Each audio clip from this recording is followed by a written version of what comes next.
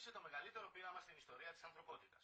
Στραμμένα στη Γενέβη τα βλέμματα της παγκόσμιας επιστημονικής κοινότητας, καθώς ξεκίνησε στο ερευνητικό κέντρο ΣΕΡΝ το μεγαλύτερο πείραμα του αιώνα. Χιλιάδες επιστήμονες από όλο τον κόσμο, μεταξύ τους και Έλληνες, προχωρούν αυτή την ώρα στην πρώτη φάση του πειράματος που έχει ως στόχο να εξηγήσει πώς δημιουργήθηκε το σύμπαν. Σκεπτικιστές εκφράζουν τους φόβους ότι το πείραμα θα δημιουργηθεί μια μαύρη τρύπα που θα καταρρεύσει τη γη.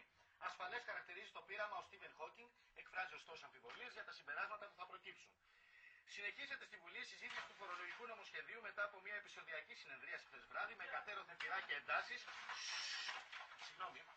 Η κυβέρνηση αναδιπλώθηκε στο θέμα των τεκμηρίων διαβίωσης και η ένσταση αντισυνταγματικότητας της αντιπολίτευσης εισέπραξε ηχηρό όχι από την κυβερνητική πλειοψηφία. Αύριο η ψήφιση του νομοσχεδίου.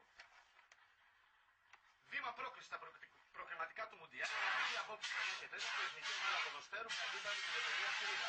Σε περίπτωση που η Ελλάδα έχει στηρίξει σήμερα την Συρίδα από την Κύπρο, θα οδηγηθεί στην πρώτη θέση του Μουντιάλ. Έχει ολοκληρώσει την Αττική.